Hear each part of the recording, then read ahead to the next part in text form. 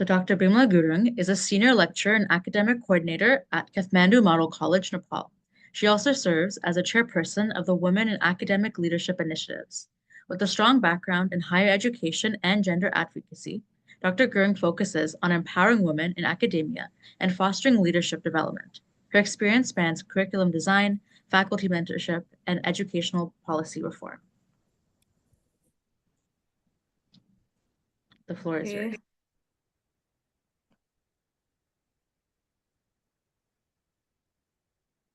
Okay, now can you see the screen? Yes, we see it.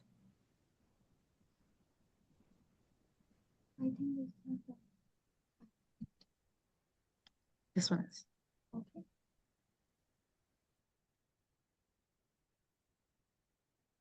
Hello, everybody. Thank you for giving me this opportunity to share my part of my research on today's conference. I'll be talking on women experiences academia.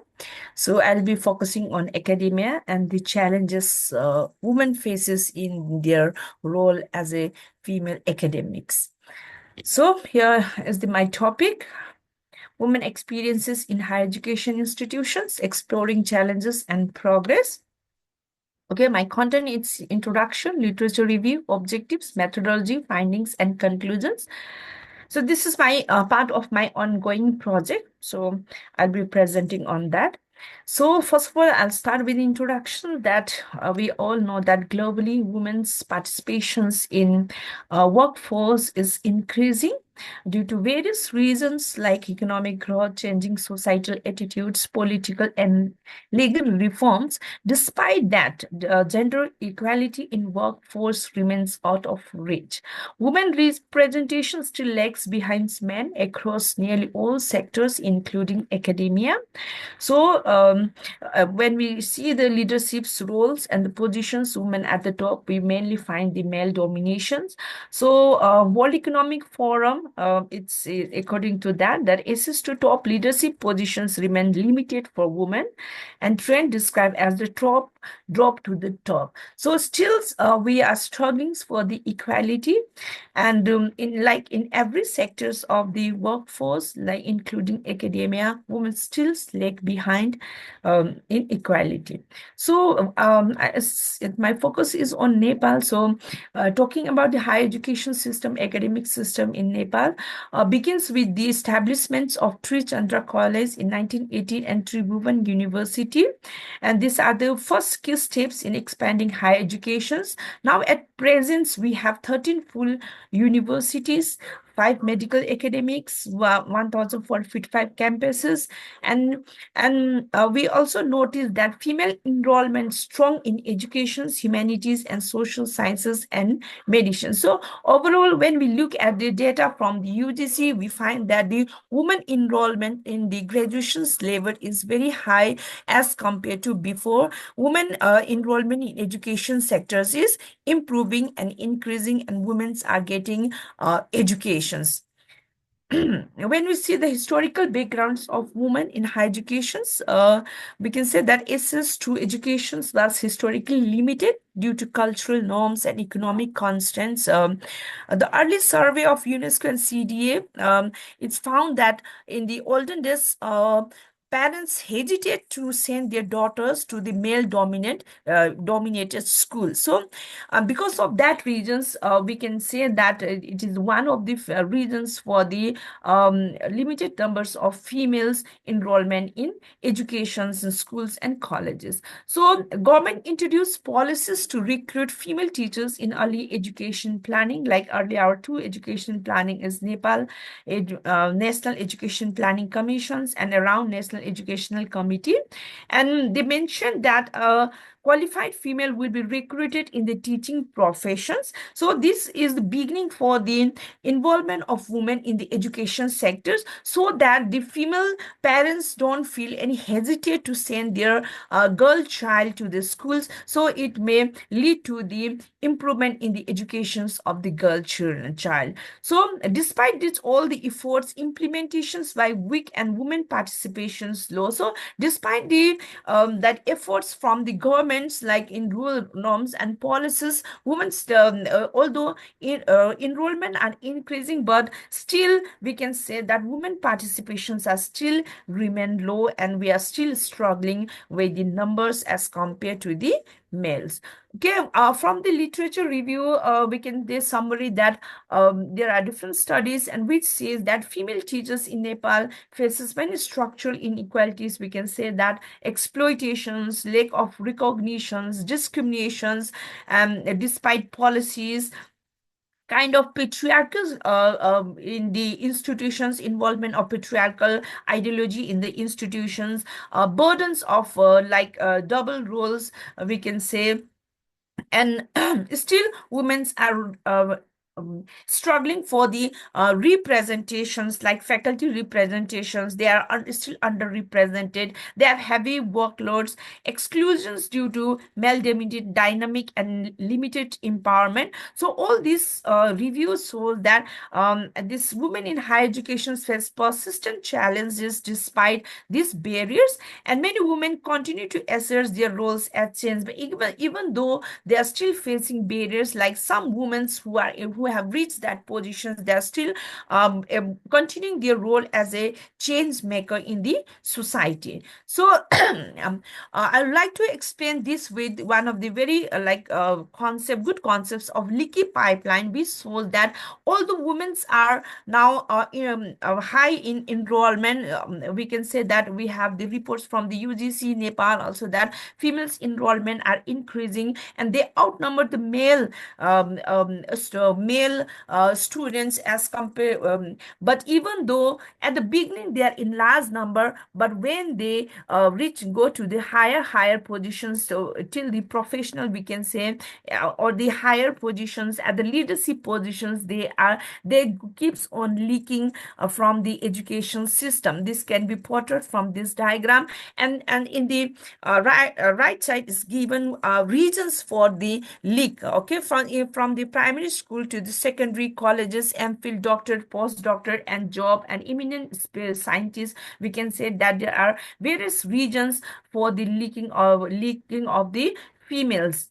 And this is well explained by this diagram. So statement of problem, I can say that all the females participations in academia is on the rise. Women continues to face multiple obstacles that hinders their progress towards senior positions. So my research questions is, what are the primary challenges faced by the women in academia, and how do they impact their career progression? So objective is to find the challenges that hinders women's career advancements in academia. So this is my methodology approach. I have used an qualitative approach. Paradigm is interpretative. Design exploratory research areas, colleges in Kathmandu, and populations is filled the full-time female staff who were currently working. I have used purposive sampling. Sorry. Data was collected through similar structure interviews, and I have done the thematic analysis. And the limitations, I can say that I have included only full-time female staffs in the study. So this is the theme of my study. I have thematized in 4 themes, like infrastructure, culture and professional relations, institutional practices and career empowerment, work-life balance and professional growth challenges, job security versus career growth, gender realities. These are themes of the findings. So I'll discuss one by one. In the first themes, I'll talk about infrastructure. Talking about the infrastructure nowadays, due to technology, digitalizations, I can say there's a positive elements. There is a basic facilities of accommodations like rooms, water, clean and spacious workplaces. Some of the respondents have given the gender sensitive on the facility gaps, like they are using like common restrooms, so they need some separate restrooms, and physical spaces is also important, and having a physical spaces for your own space is a kind of dignity, providing it is a kind of dignity for the woman employment. So, about the culture of the organizations of the colleges, we can say that they say that it's a supportive, but occasionally it's a stressful environment to work. And they have like workplace hierarchy and power dynamics shapes the roles and decisions making. And culture of team collaborations, we can find like team collaborations, they are colleagues are supportives. When we talk of the professional relations, like they say that it's a respectful and professionals. Some senior colleagues, they have kind of patriarchal attitudes towards them. And some of the uh, respondents, they find that there is lack of unity amongst even female employees also. Talking about the institutional and women's career empowerment in academia. First of all, is the motivations through recognitions, gaps in structured feedback and evaluations. They said that recognition exists but is sporadic and informal, like without structured and gender-sensitive evaluation system, lack of consistency in feedbacks affecting long-term growth and fair promotion opportunities for female employees. Mentorship matters. They said that for the progressions of the females, they need like a mentorships, targeted mentorships and peer support network that can enhance retentions, confidence, and empowerment, especially for early career faculty.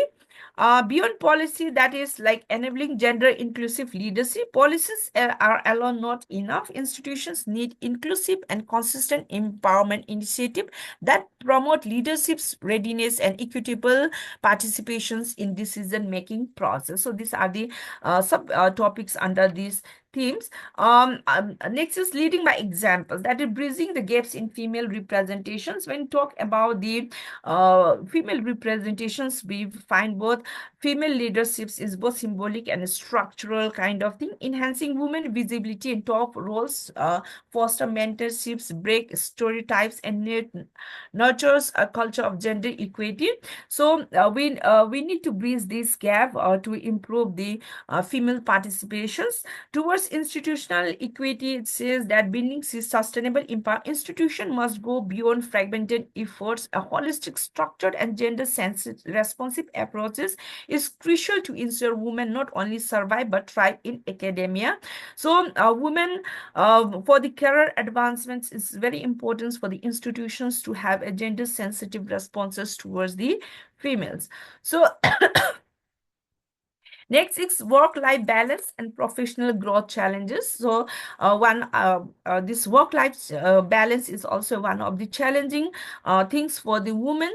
So, first sub themes is like caught between roles, navigating family and academic demands. So, burden of societal norms and roles conflict disproportionately impact women's ability to thrive professionally in academia. So, as a women, we are always in between, caught between the roles of the family and the professional works, and always it's kind of burden to us. There is also kind of invisible barriers, that is time constraint and missed opportunities, kind of things like professional isolations caused by time poverty and domestic obligations, which weakens long-term academic growth for the woman. Policy blind spot, missing gender lanes in institutional support, like without intentional gender aware policies, institutions risk enforcing structural disadvantages for females. So, policies also need to be very gender inclusive. Next is pathway to balance. We need to have flexible work and empathic policies where flexibility is not only a privilege, it is a strategic necessity for equitable career development in academic setting.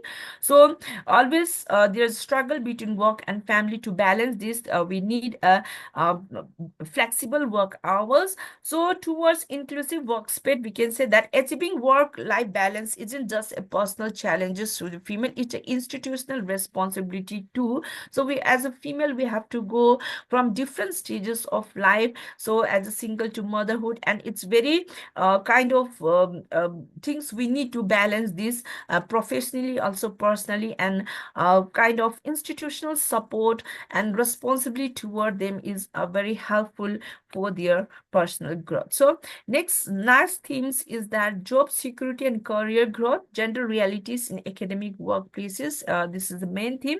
And sub-theme is secure but static.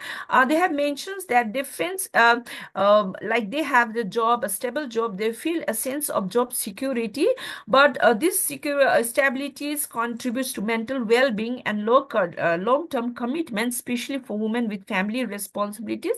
But how job stability alone is insufficient. We to ensure career satisfactions, we need some structured growth pathway to have our career progression. So leadership gap is also there. Women are underrepresented in leaderships and decision making roles. So mostly whenever from my experience, mostly whenever see in the colleges or in the institutions, like decisions maker, like board of directors, heads are mostly they are the male members. So women are still underrepresented in that role. It's the case that there are a few females are there. I'm not saying that they are not there, but their numbers is very minimum. So respondent express frustrations with the gender gap at the top. So limited female role models and mentors are available for the juniors staffs to visualize their own leadership journey. So reinforces traditional gender hierarchies in the academic institutions, and this shows that our gender hierarchies are still there, and we are still practicing that. So no roadmaps, no rise. The missing links in career developments say that respondent noted an absence of formal policies for long-term career developments. Promotions often appears ad hoc based and unclear, especially for women, and lack of professional trainings, mentorings, and leadership developments programs. They have a training programs meant, but it's kind of general training, not especially focused for the requirement according to the need of the female employees. I can say that in some way, for some basic requirements which females have, they can have a kind of trainings requirement according to that.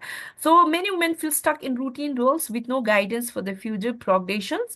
And some of the respondents, they this have an expression that male colleagues often downplay women's contributions with the remark, like in Nepali we can say that केही त गरेको छैन, हामीले नै गर्नु पर्यो, kind of things, that they have done nothing, we had to do it ourselves. Like every time, like females are kind of symbols. If they are kept in the some committee, also they are in among 10 committee members, we can find only 1 or 2 females in that committee. So that kind of things are still there. So unequal climb, we can say that respondents highlighted gender-based assumptions about commitment due to family responsibility weekends, that they have to jumble every time between 2 roles.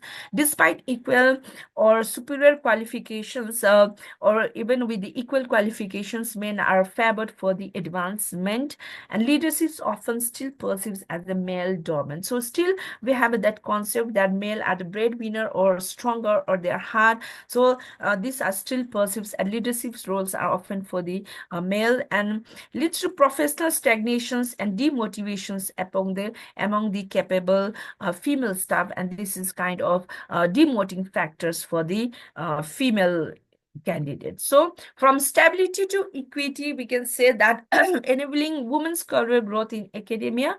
So job security is foundational, but it must be paired with transparent, supportive growth and systems. Urgent need for gender-sensitive promotions criteria, structured mentorship program, leadership development opportunities. Institutional reform must challenge gender biases and create inclusive pathways to leadership. So in our in the previous presentations, Sir Bhattrai sir, he talked about the HR topic of the HR, and in my study, some of the colleges even don't have a well organized form of HR system for the purpose of the hiring or the evaluation systems, and this causes the lack of transparencies and the which becomes kind of a barrier blockage to the females because of the improper evaluation system. So So at the conclusion, I can say that the study examines the challenges faced by women in Nepalese higher education institutions, while participants appreciated job security and peer support. They encountered barriers such as gender biases, lack of leadership opportunities, insufficient institutional support for work-life balance and career progressions. Findings suggest that job stability alone is not enough. To promote true empowerment, institutions must adopt gender-sensitive policies, establish clear career development pathways, and foster inclusive leadership. So, empowering women in academia requires not just personal regulations but systematic changes. So, as a whole, I can say that Nepalese society is changing. Women are progressing, but still, there is lot to do to have an equality, not only in educations in every sectors. This is my presentations. Thank you very much. Thank you so So I much. can stop. Yeah. Yeah, thank you so much for such an informative presentation. There are many questions in the chat, so I'll read them out. So wonderful presentation, Dr. Gurung. What are the key Thank you. barriers women face when trying to move into academic leadership roles in Nepal? Okay. First questions, I like to answer that. I have mentioned that in my research, with what I found it, first of all, I can say that barrier is mindset of our male member, or let not just talk about the male, it's senior members, that females, it's time for the giving the responsibility, they really hesitate, like they can't do, or uh, can they do, they have equations in itself, so they cannot trust fully to the woman. I use the uh, kind of that Nepali phrases. For that one respondent, she told me that whenever we form a committee, they just say that, "Ah, राख्दिनु, उसको नाम पनि राख्दिनु." Just keep their name in that committee. So, and everything we have to do, just their name is for the sake of that female members should be in the committee. So that kind of perceptions may be one of the basic barrier for the females to go in the leadership role in the Nepal, I can say, according to me. I guess that. Yeah, yeah. So it's like a very shallow understanding of representation and diversity. Yeah. So then the second question is, what practical steps can Nepali institutions take to support and promote women in higher education and research? Okay. Steps, I can say that, like we really talk about the inclusive policies, and we have the policies also. Every, like, even government have a policies, every institutions have a policies, but they are not implemented as properly. As I mentioned you the example of lack of HR, we don't have a proper HR system, and is the fact that which I found that uh, they are not treated equally even in the wages. So it's a very interesting to find that even the wages, the salaries are based on the negotiations, not on the proper criteria, on the basis of negotiations. Who can negotiate better, they can get a higher kind of thing. So obviously, male are getting higher. That everybody knows. That the UN data also shows that. But I feel that that kind of things should not be there. If they have a policies, they should have a clear-cut criteria on what basis they are recruiting them, on what category, on the capability, competency they are getting, how much. That kind of like proper implementation of policies is very important. Yes, for sure. The third question is, what workplace hierarchy followed by the organization affect the leadership gap and change in behavior towards male and female academics?